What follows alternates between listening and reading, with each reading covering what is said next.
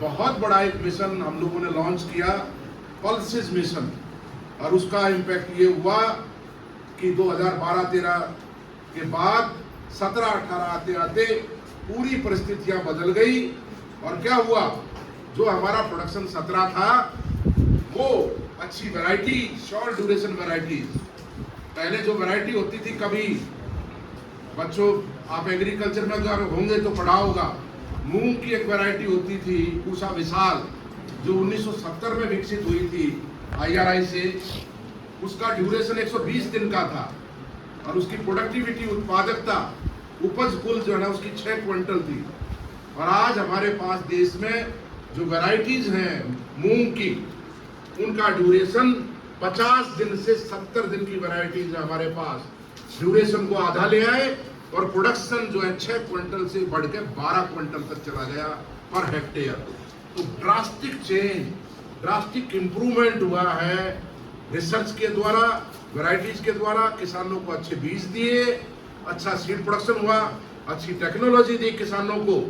तो किसानों ने जब ऐसी वैरायटी, जैसे अच्छे बीज बोए, तो एकदम से राजस्थान का बड़ा मेजर कंट्रीब्यूशन रहा मूंग के अंदर। तो इतना बड़ा उछाल 12-13 के बाद 17-18 आते आते हम 17 से बढ़कर 25 मिलियन मीट्रिक टन पे पहुंच गए दलहनों के उत्पादन में। जो आवश्यकता थी, उसके बाद हमारा 2.5-3 लाख मीट्रिक टन का सरप्लस हो गया, बफर स्टॉक हमारे पास हो गया।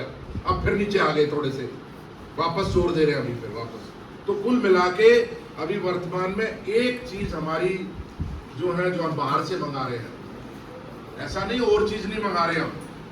क्योंकि क्या होता है, देश का जो स्टेबिलिटी होती है, राष्ट्र का जो स्थायित्व होता है, जैसे श्रीलंका की जो हालत हुई, जैसे डॉक्टर साहब बता रहे थे, अगर रातों रात राष्ट्रपति को छोड़कर भागना पड़ा, महल वहीं रह गया, लोगों ने आग लगा दी, तोड़ फोड़ कर दी। तो ऐसी स्थिति कब बनती है? जो क्या आवश्यक है नेशन की स्टेबिलिटी के लिए? खाद्य सुरक्षा, फूड सिक्योरिटी। तो छोटा सा देश है, इतनी जनसंख्या श्रीलंका जितनी तो दिल्ली में रहती है हमारे पास, मुंबई को छोड़ दो, 42 लाख लोग तो जयपुर में रहते हैं। तो वो तो बहुत छोटा देश है, हम तो 142 करोड़ जनसंख्या वाला देश है हिंदुस्तान। तो ऐसी स्थिति में फूड सिक्योरिटी नंबर 1 पे। लेकिन अब फूड सिक्योरिटी भी जरूरी नहीं है, अक्सर अब लोगों का पेट भर दो, अब भैया 5 किलो अनाज खा लिया, दलिया खा लिया, काम हो गया।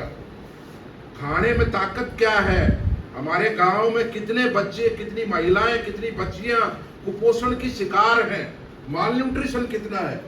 वो माल न्यूट्रिशन किस कारण से है? प्रोटीन है उसके पीछे या मिनरल्स है? लोहे की कमी है क्या, या जिंक की कमी है क्या कहीं? उन चीज वो भी इतने इंपॉर्टेंट है।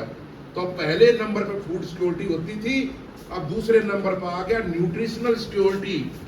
नंबर 3 पे एम्प्लॉयमेंट। अगर लोग सबको खाना दे दिया और पोषण सुरक्षा भी हो गई और लोग थाली बैठेंगे तो कुछ न कुछ तो करेंगे ना, कुछ न कुछ खुरापात जरूर करेंगे।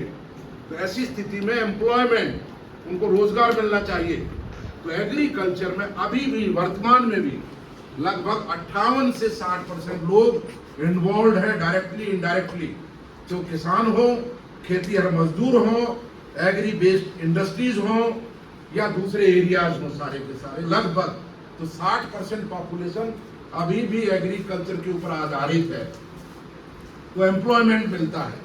और एग्रीकल्चर के ऊपर जितनी इंडस्ट्रीज आधारित है, चाहे फर्टिलाइजर की कंपनी हो, चाहे सीड की कंपनी हो, चाहे पेस्टिसाइड फंजीसाइड की कंपनी हो, चाहे बायो पेस्टिसाइड्स की कंपनी हो, चाहे प्लास्टिक इंडस्ट्रीज हो जिसका एग्रीकल्चर में एप्लीकेशन है, सारी की सारी लार्ज नंबर ऑफ कंपनीज, उनमें भी इन्वॉल्व, उनका भी बेस एग्रीकल्चर के ऊपर ही है सारा का सारा। अगर एग्रीकल्चर नहीं हो तो कैसे सर्वाइव करेंगे? तो वहां भी तो एम्प्लॉयमेंट मिलता है। फिर उसके बाद हम जो है आगे नेक्स्ट चीज लेते हैं, बॉर्डर सिक्योरिटी। हमारे बॉर्डर कितने सिक्योर है? तूसक क्षेत्र में हम बहुत मजबूत है, देश के पास बहुत बड़ी आर्मी है और तीनों कंटीजेंट हमारे बहुत मजबूत है उस क्षेत्र में। लेकिन फिर एक और चीज आती है, जैसे मैं बता रहा था आपको कि सब कुछ, जैसे वर्तमान में हम 80,000 करोड़ रुपए खाने का तेल बाहर से मंगा रहे हैं, क्रूड ऑयल, गाड़ियां, petrol, diesel, gas, crude oil से बनती है। तो क्रूड ऑयल का जो हमारा इंपोर्ट है वो सालाना 8 से 10 लाख करोड़ का है लगभग। इसके अलावा 2.5 से 3 लाख करोड़ का हमारा केमिकल